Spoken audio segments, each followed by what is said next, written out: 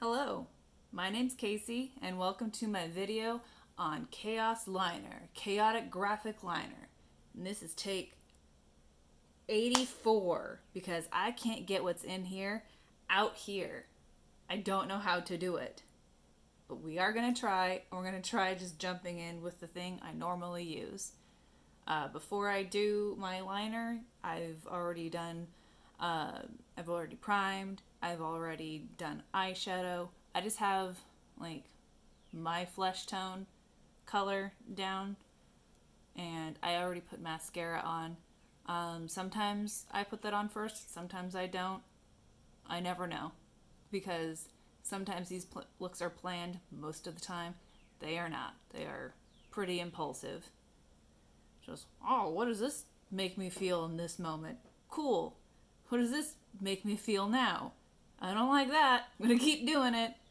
Hey, I like it again. That's how these looks happen. That's what happens.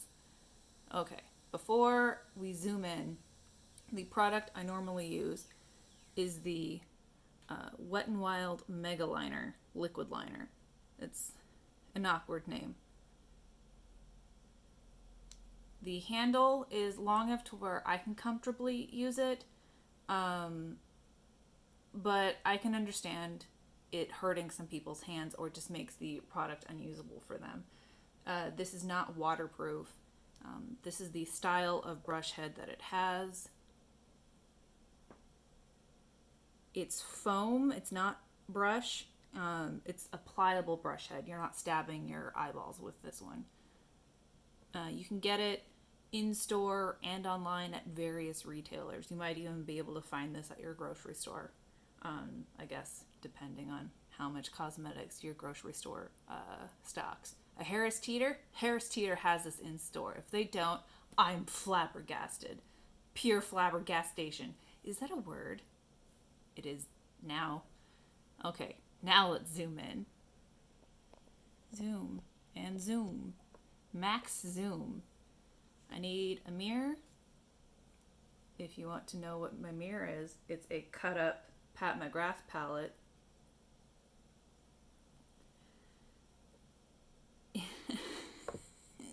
Awkward laughs. Okay. This product is really the most convenient product or option out of the things I have. Later I'll talk about some alternatives.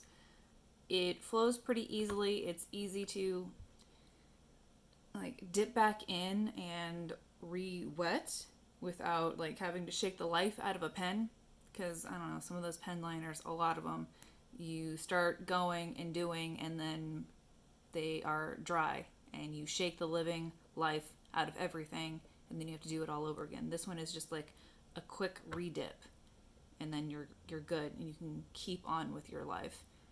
I have a lot of product on my brush head. Let me scoot in. And I'm just going to do like some side brush action. And I'll do, what do we want to call this? Like a rice grain shape or a petal shape. I'm not entirely sure. Now that there's less product on there, I can do like a smaller dot that focuses just on the tip of the brush head versus any side action.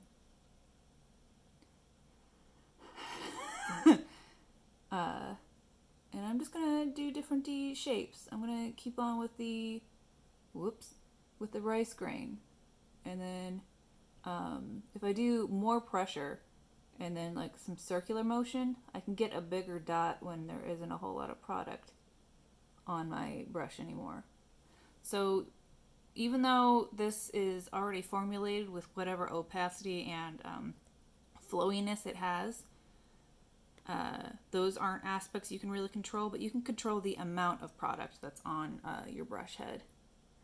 So if I have a whole lot of product and then I press down vertically, perpendicular, so it's just the tip, and then I have a lot of product and I put a lot of pressure, that's going to give me my biggest dot. If I have less product, less pressure, that's going to give me my smaller dots. And same thing with like those petal rice grain shapes. A lot of product, more pressure, and more contact with the brush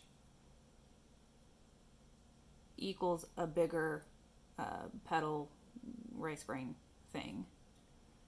And you can do smaller ones. I'm going to avoid putting stuff in my crease because things die there. What do we want to do now? How about some lines? The squiggly lines and not just like dots and petals. I'm going to go here in the inner corner and just kind of like do shape. Yeah. So we have different shapes. I don't usually love to start out so blunt, but you can do that. But what I'm gonna do is taper and feather that out. Well, that went lower than I wanted, which is fine. We'll just work with that. So you can get like a lot of pressure on the side to get a thicker line, and then less pressure and more on the tip as you move to taper off and get a thinner line. I can go in and I can smooth, or I can add more humps. Like let's say I didn't want that to be so jarring there. I can smooth that over. I can smooth this over if there's enough product that's wet on my brush. And I can use the back of my hand or the opening of my inkwell to control the amount of product that's on my brush if I just need to like swipe some away. I can do that.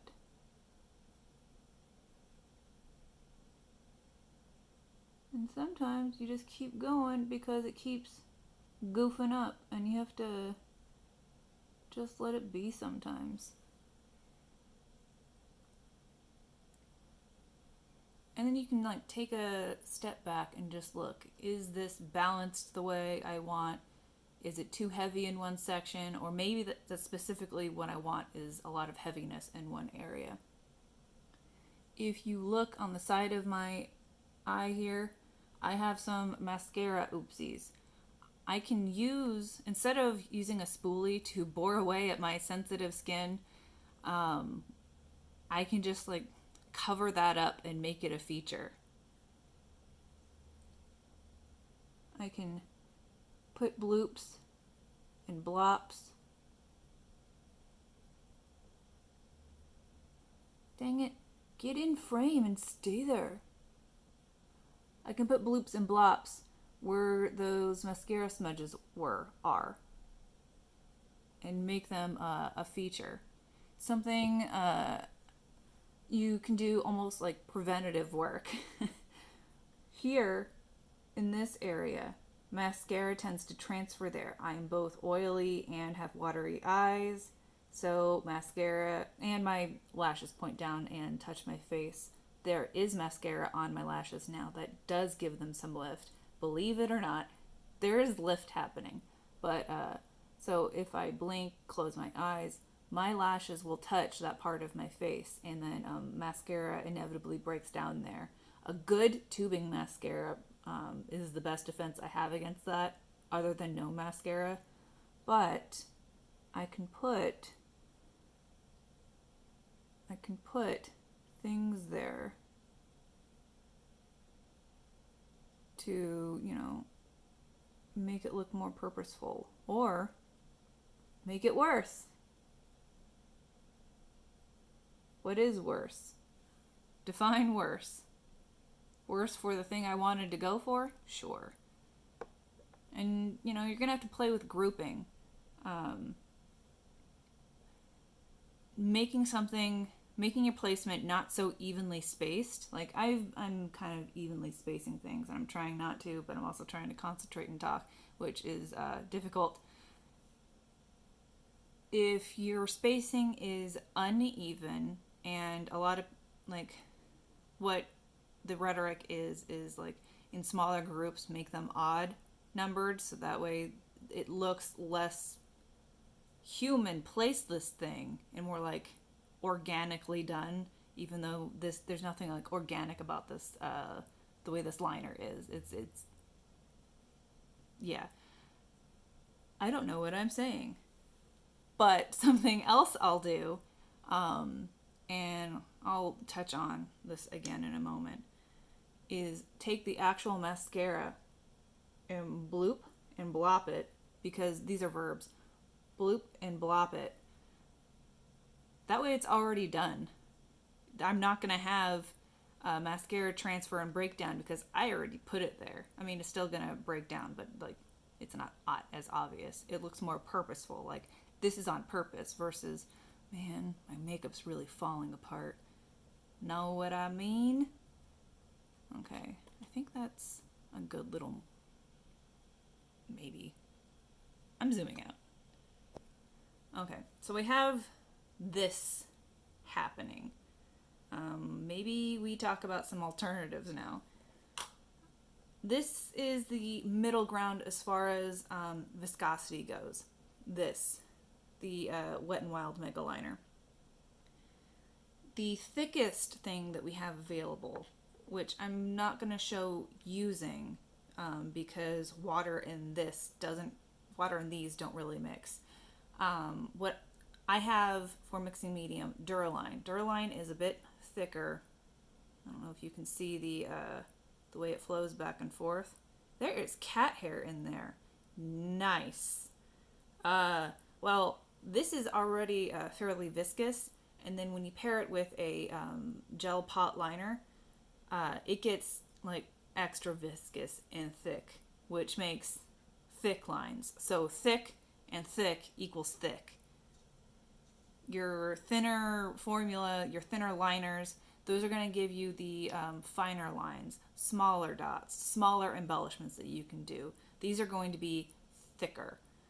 Even the Duraline mixed with an eyeshadow, not as thick as this, but still thicker. These are also going to be longer wearing and more of a pain to remove. I guess depending on, they're more of a pain to remove. Whether you use a good makeup remover or not, because you still have to rub to break the things down a bit more. At least what I do and all of that nature. The thing I have that has the most options, I guess, maybe versatility, also has the greatest margin of error. With the same thing with this thing I'm about to talk about, and these, you have to make sure you're mixing enough pigment to, like, water or Duraline. There was something sliding around in there. Water or Duraline to ensure that you have an opaque line. You can go for like a translucent watercolory look. You can absolutely do that. But when you're trying to use like cake liners, aqua colors, hydrocolors, things of those natures, whatever brand has their version of what they call it, the more watery something is, the more it's going to just flow and spider. If, like, our skin is not smooth, there are peaks and there are valleys, and water will flow into those valleys and spider, and it can spider into your eyeball, which, that's not good. I've done that a couple times. Not my favorite thing. Just don't. Avoid it. One of the ways I avoid getting my liners too watery, so that way it's not flowing all over the place, is taking my brush, which, before we get into this, let's talk about brushes real quick. So this is, let me make sure it's wet and clean. This is a 00 paint brush. This is a 00, so 00 round paintbrush. The tip is almost a centimeter long. It's 0.8 centimeters. These aren't made with great care, so even if you like order 5 of them, they're all gonna be slightly different sizes, like brush head sizes. That's just the nature of cheap production. But I do want to show what the Wet n Wild tip, actually let me take some of that product off. Cool. So Wet n Wild tip versus the round brush, the 00 round brush. They're very similar, and they have a similar give. And they both come to a point. The brush comes to a finer point.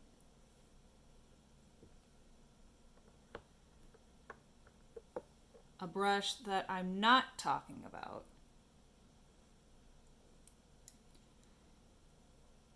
is this one with longer bristles. The shorter bristles are good for fishtails and squiggly lines and dots and things of that nature. The longer bristles are better for long, smooth liner looks. There's more drag and it doesn't want to waver as easily. So we have these completely different styles of brushes, but they do different things. So we're not talking about the long bristles. If you want smooth liner looks, that's the brush to go for. Now, if we go back to my aqua colors, hydrocolors, this specific one is the Wolf Face Art and FX Essentials palette. You have like your your primary colors and like a green. When I'm just going to focus on the black. If you want more in-depth on mixing, which I'm still learning how to do, but also swapping colors with just one brush, I can do that. Just let me know if that's something you're interested in. For now, I'm just going to focus on the black. What I like to do to really control the amount of product that I have, or water and consistency, is to wet the brush and then put it in the pan and like just kind of move it around, help dissolve the product. And if I have to go back and grab water, then I'll go back and grab water. That way it's not like flowing all over the place. It's not a drippy mess. These are larger pans and it's walled up to where things, if you do like to drop water in there, it's not going to like flow around into other colors. But I still prefer to do this just so that way if I drop it, or I just am trying to control my consistency the most, I'm not trying to have like so much water, because the more water you have versus pigment, the more it will flow around. It can spider, like I was mentioning earlier, but it's also harder to control your opacity. And some of these colors, like the nature of yellow, it's just a weak pigment. You want as much pigment to water as possible. Less water, more pigment. That way you can get some type of opaque color. Yellow is just a weak color. So by doing this, you can really control. And you don't have to like dip back and forth as much as like what I'm doing here. I'm just like talking and it's taking time. You can just, it only takes like a moment to dip in there and get enough water and have it like activated. And so I have a decent amount of product on here. And when you're trying to control your opacity and how viscous a product is, you want to test it on your hand. Test it on your hand. If you already know and you're just trying to control the amount of product, you can have like a towel or a paper towel and like quickly brush off a little bit of product, and then you can go in and do whatever it is that you're doing once you get a feel for how much product you need in your brush. But you can see, like, I'm pretty confident. Yep, we're good. There was enough in there. But because I sat there and I talked, you can see how it's just sitting on top. Not like it would melt into the skin. It's not like flowing into the valleys of my skin, because this dried out a little bit and we were getting into dry brushing territory. If I do a bit more water,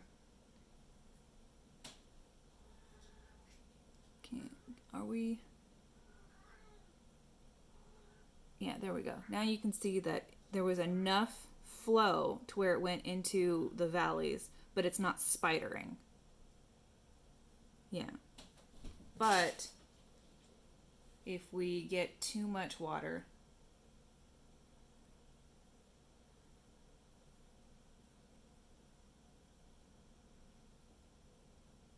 I don't know if you can see, it's starting to spider.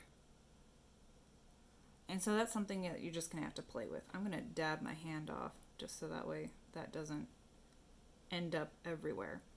And if you're going to be using a towel that you reuse and you wash, I don't have a problem washing the pigments out, but these aren't decorative towels. This is also a darker towel. I'm not using red paint in a white towel, you know. Keep that in mind. Okay. So I'm just going to refill up my brush, and let's go ahead and zoom in. And the same principles apply. More product, more pressure, more contact equals bigger thing. So that was a bigger dot. I'm going to do, and this is just focusing on the tip perpendicular. I'm going to do a smaller dot, less pressure, less product. We can do even smaller. And I can like wipe it on the back of my hand to remove some product. We can go even smaller. Oh, that's about the same size. Smaller. I can re-dip in. I can do those petal shapes or those rice shapes. And I have more mascara blops. I think I'm going to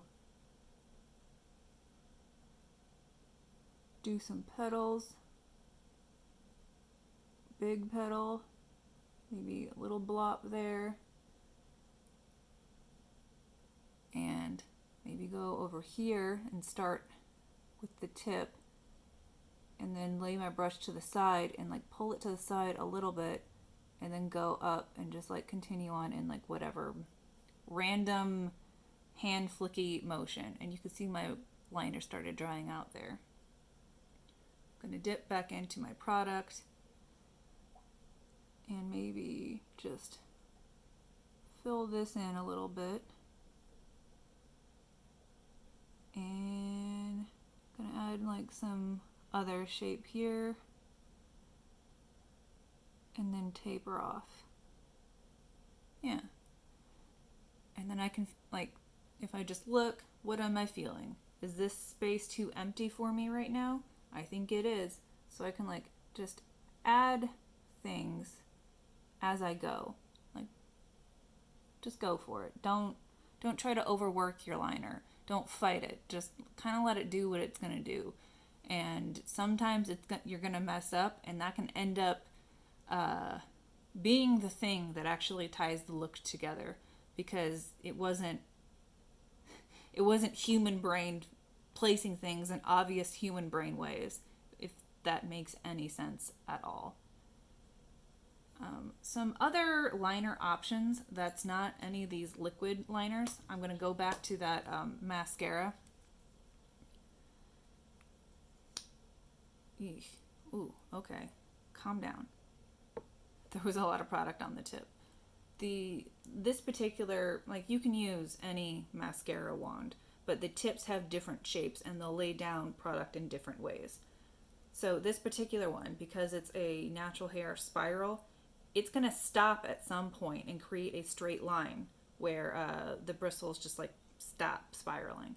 And so I'm going to look at that and see if I can find it, and then line it up and go in the direction that I'm trying to go.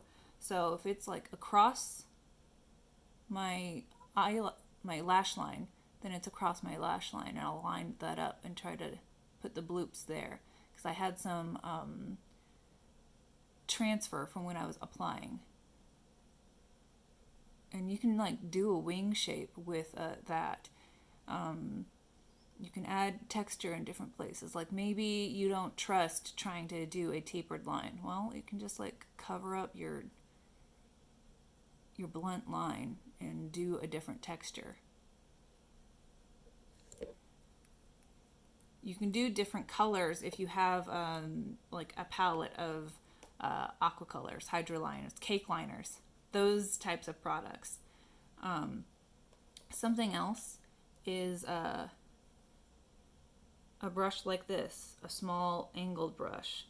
I like this particular one. It's from Essence Precision Angled Eyeliner Brush. I think that's what it's called. It's at Ulta. It looks different than this green one. It's now white, but it's the same brush. Cheap brushes having variations. I've had different ones with like different lengths this way, but they're all within that same thing. And if you're looking for a brush, like an angled brush to give you very thin lines, for like eyebrows, this is a great option. A lot of the like different angle brushes I see for brows are just way too thick, and I'm like, I don't understand how people are using these. Like, you can use more of the tip versus the blunter side here, or the shorter side, just so that way you can get like a taper. But something I like this brush for, if I'm using a shimmer eyeshadow or any eyeshadow that picks up and then lays a lot of product down in a smooth manner, those work great with this brush for doing line work. And so the example I'm going to use is this really smooth shimmer from hold on. This is the eyeshadow palette that was a collaboration between Drench and Midas Cosmetics. This is the Genesis palette. It's pretty stinking good. And this shadow in particular, I'm going to use this shadow, but just because it shows up well as like metallic liners. Shimmer eyeshadows show up really well as liners. And this one is really smooth and just like keeps going. So we're gonna go ahead and use that. I'm gonna dip in there. I'll show you how I dip. So just like dip like this.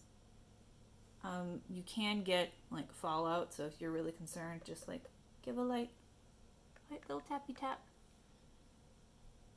And then you can choose to just press and then pull.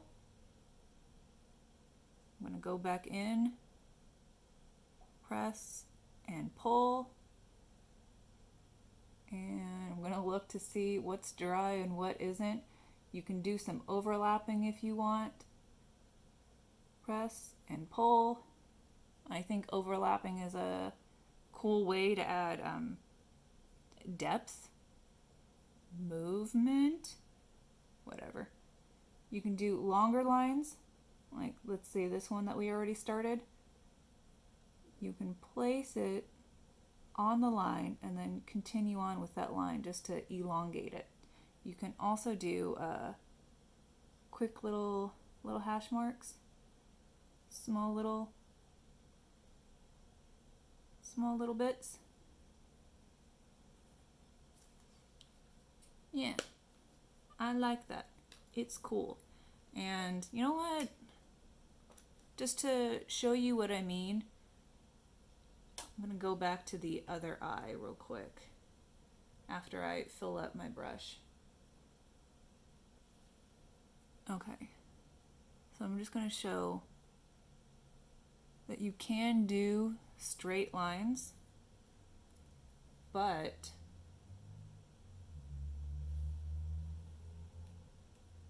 it's just easier to do straight lines with a brush like this because it just doesn't waggle back and forth. And the further away from like the brush head to your hand, like if you pull up on your handle, the lighter the pressure, but the harder it is to control detail wise. So that's some of the differences. If I forgot anything, let me know. I'm sure I forgot something, or there's a new question that arose. Oh, here's something I forgot.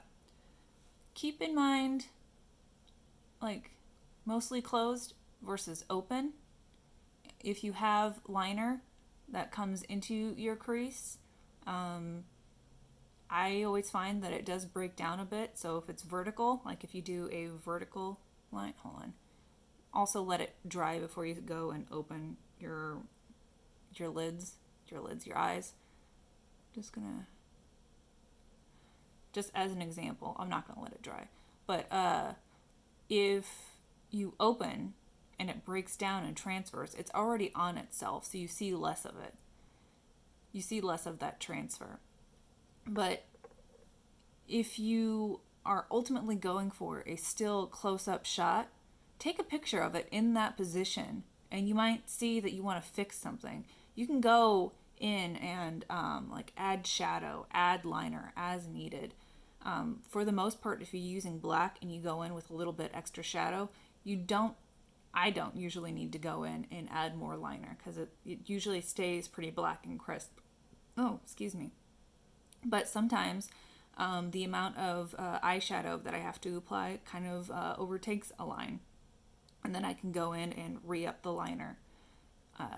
If you're trying to do like both eyes, they don't have to completely match. Here, let me zoom out. The eyeballs don't have to completely match, or your eye looks. If you want them to be viewed from like an arm's length away, keep that in mind. Just paint the picture in the view that you want to see it. And so if you have to have your eyes open because that's how you want to frame the open eyeball or a closed eyeball, just keep all those things in mind. It's really not that deep, but clearly I can talk on and on about the thing. Also, if you want more information on just hydroliners, aqualiners in general, let me know. Not, but the two that I have a different feel and formula, but that's also probably because the other one I have is neon, and neons are a butt. That's just what they are and what they do. Okay, hi kitty cat. Bye cat. I'm also gonna say bye. Goodbye. Let me know anything else that you need.